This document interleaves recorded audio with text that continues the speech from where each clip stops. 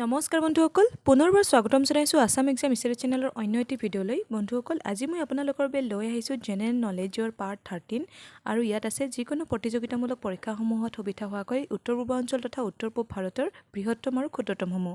তো আশা কৰিছোঁ ভিডিঅ'টো শেষলৈকে চাব আজিৰ বিষয়ত 1 নম্বৰত দিয়া আছে উত্তৰ পূব ভাৰতৰ বৃহত্তম ৰাজ্যখনৰ নাম কি উত্তৰ পূব ভাৰতৰ বৃহত্তম ৰাজ্যখনৰ নাম হ'ল অৰুণাচল প্ৰদেশ আৰু এই অৰুণাচল প্ৰদেশখনৰ মাটিকালি হ'ল ৮৩,৭৪৩ বৰ্গ কিলোমিটাৰ 2 নম্বৰত দিয়া আছে উত্তৰ পূব ভাৰতৰ বৃহত্তম ৰাষ্ট্ৰীয় উদ্যানখনৰ নাম কি উত্তৰ পূব ভাৰতৰ বৃহত্তম ৰাষ্ট্ৰীয় উদ্যানখনৰ নাম হ'ল নামদফা ৰাষ্ট্ৰীয় উদ্যান আৰু এই ৰাষ্ট্ৰীয় উদ্যানখন আছে অৰুণাচল প্ৰদেশত আৰু ইয়াৰ মাটিকালি হ'ল ১৯৮৫.২৩ বৰ্গ কিলোমিটাৰ 3 নম্বৰত দিয়া আছে উত্তৰ পূব ভাৰতৰ বৃহত্তম জিলাখনৰ নাম কি উত্তৰ পূব ভাৰতৰ বৃহত্তম জিলাখনৰ নাম হ'ল আপাৰ দিবাং ভেলী আৰু এই জিলাখন আছে অৰুণাচল প্ৰদেশত আৰু ইয়াৰ মাটিকালি হ'ল ১৩,০২৯ বৰ্গ কিলোমিটাৰ 4 নম্বৰত দিয়া আছে উত্তৰ পূব ভাৰতৰ বৃহত্তম গাঁওখনৰ নাম কি উত্তৰ পূব ভাৰতৰ বৃহত্তম গাঁওখনৰ নাম হ'ল বৰাবস্তি আৰু এইখন আছে নাগালেণ্ডত আৰু এই গাঁওখনক কহিমা ভিলেজ নামেৰেও জনা যায় লগতে এইখন গাঁও এছিয়াৰ ভিতৰতে দ্বিতীয় বৃহত্তম গাঁও আৰু এছিয়াৰ ভিতৰতে প্ৰথম বৃহত্তম গাঁও হ'ল উত্তৰ প্ৰদেশৰ গাজিয়াবাদ জিলাৰ কামেৰ গাঁও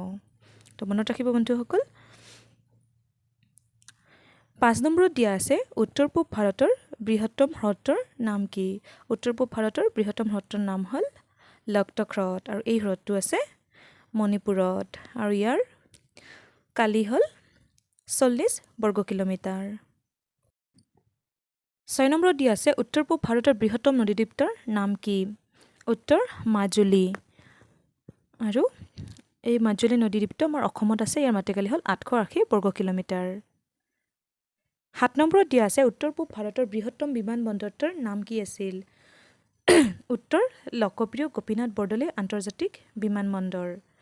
আৰু এইটো অসমৰ গুৱাহাটীত আছে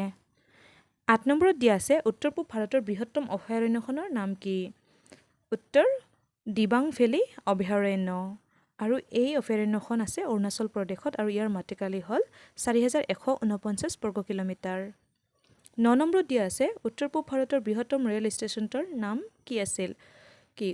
উত্তৰ গুৱাহাটী ৰেল ষ্টেচন আৰু এইটো অসমত আছে 10 নম্বৰত দিয়া আছে উত্তৰ পূব ভাৰতৰ ক্ষুদ্ৰতম ৰাজ্যখনৰ নাম কি উত্তৰ পূব ভাৰতৰ ক্ষুদ্ৰতম ৰাজ্যখনৰ নাম হ'ল ছিকিম ৰাজ্য আৰু ইয়াৰ মাটিকালি হ'ল ৭,০৯৬ বৰ্গ কিলোমিটাৰ 11 নম্বৰত দিয়া আছে উত্তৰ পূব ভাৰতৰ ক্ষুদ্ৰতম জিলাখনৰ নাম কি উত্তৰ পূব ভাৰতৰ ক্ষুদ্ৰতম জিলাখনৰ নাম হ'ল বিষ্ণুপুৰ জিলা আৰু এই জিলাখন আছে মণিপুৰত আৰু ইয়াৰ মাটিকালি হ'ল ৪৯৬ বৰ্গ কিলোমিটাৰ